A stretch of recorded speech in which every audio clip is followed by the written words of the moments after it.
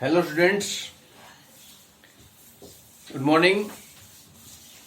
Lesson 2 हमने start कर दिया था। लेसन 2 में माइक्रो ऑर्गेनिजम्स के बारे में बता रहे थे। आपको पता था जो माइक्रो ऑर्गेनिजम्स हैं वो कौन कौन से कितने प्रकार के हैं?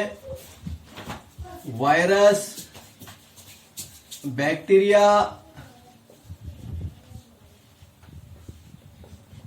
Fungi, protozoa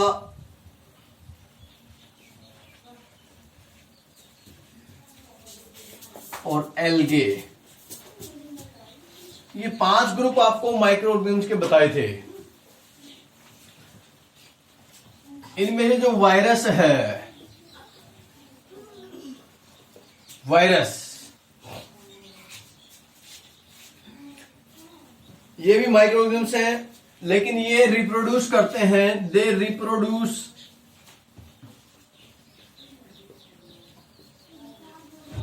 inside the host cell. ऐसे मानना है कि जब इनको कोई लिविंग सेल मिलेगी तभी ये रिप्रोड्यूस करेंगे, अदरवाइज ये रिप्रोड्यूस नहीं करेंगे। जैसे एनिमल सेल हो, inside the animal body plant cell हो, और बैक्टीरियम, इनके अंदर ही रिप्रोड्यूस करेंगे। जैसे मान लो यहां वायरस पड़ा है तो ये यहां पड़ा कुछ समय बाद अपने आप खत्म हो जाएगा। यहां पड़ा, क्योंकि उसको जब तक वो रिप्रोड्यूस तब तक नहीं करेगा जब तक उसको लिविंग सेल नहीं मिलेगी। लिविंग सेल के अंदर ही वो ग्रो करते हैं। अब जैसे ये अभी चल रहा है कोविड-19 कोरोना वायरस, तभी तो कहा था कि भाई घर पर रहें, अकेले रहें, क्योंकि ये वायरस यदि मान लें कहीं भी है तो ये वहां पड़ा कुछ समय बाद 14 घंटे, 20 घंटे, 18 घंटे, अलग अलग वस्तु के ऊपर अलग अलग उसकी एज है, खत्म हो जाता है।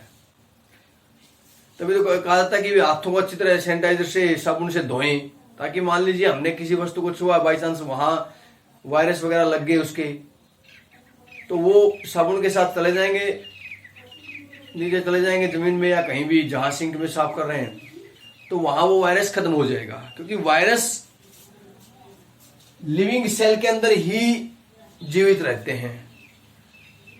ये बाहर है तो ये निर्जीव है। तो वायरस को 2 कैटेगरी में रखा गया है। सजीव भी बोलते हैं इनको, निर्जीव भी बोलते हैं, लिविंग और नॉन लिविंग। मतलब अभी भी वायरस के बीच, साइंटिस्ट के बीच ये कंट्रोवर्सी है कि वायरस लिविंग है या नॉन लिविंग है। Inside the host cell it is living, but outside the cell it is non living. Host cell के अंदर है तो ये लिविंग हो जाता है, लेकिन होस्ट सेल से बाहर है तो ये नॉन लिविंग है। तो बोथ कैटेगरी में इसको रखा जाता है, लिविंग और नॉन लिविंग।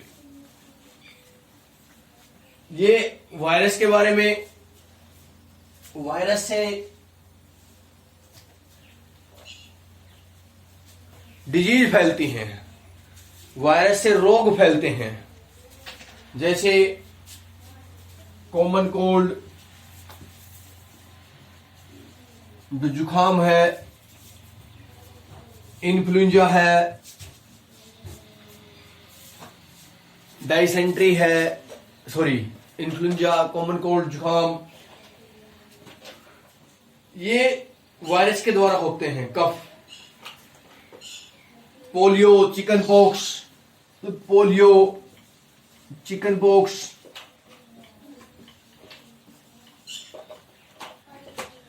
ये सभी डिजीज वायरस से होते हैं।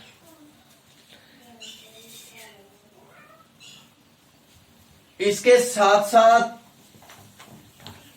और भी जो ट्यूबरक्लोसिस है, टीबी है, कोलेरा है, हैजा है, टीबी, हैजा,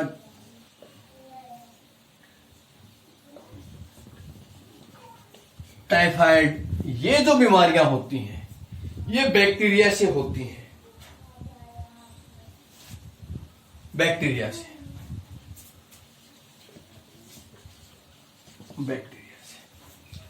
जबकि डाइसेंट्री है, दस्त लगना, पेचिस वगैरह होना, ये जो बीमारियां हैं, इसके साथ साथ मलेरिया, ये प्रोटोजोआ से, प्रोटोजोआ ये भी एक प्रकार के माइक्रोऑर्गेनिज्म से, जैसे मलेरिया प्लाज्मोडियम नामक प्रोटोजोआ से होता है।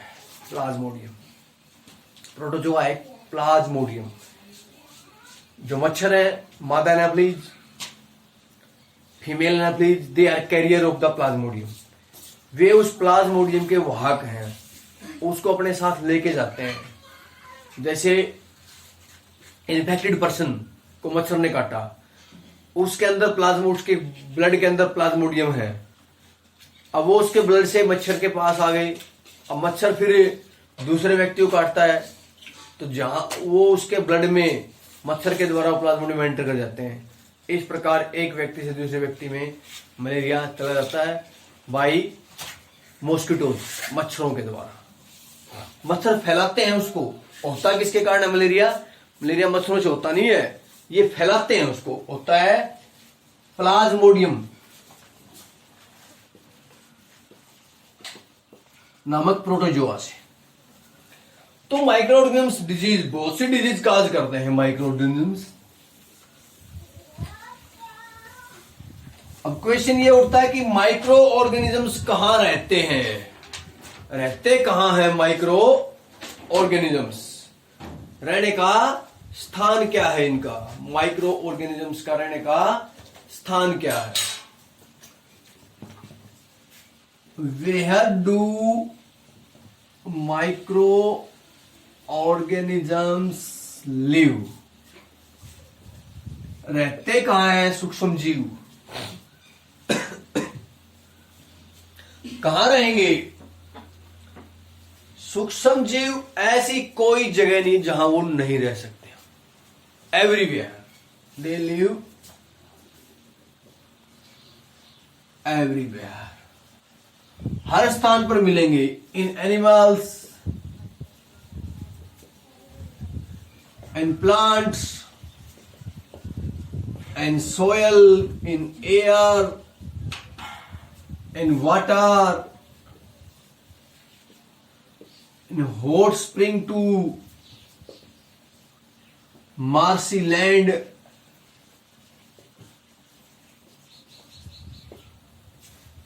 गर्म झरनों में, गंदली भूमि, कीचड़ वाली, कीचड़ के अंदर, मिट्टी के अंदर, जल के अंदर, वायु के अंदर, प्लांट्स में, एनिमल्स में, मतलब हर जगह मिल जाएंगे माइक्रो ऑर्गेनिजम्स। ऐसी कोई जगह नहीं है जहां आपको सूक्ष्म जीव नहीं मिले। ऑल टाइप्स ऑफ एनवायरमेंट में ये रहते हैं, ऑल टाइप्स ऑफ एनवायरमेंट,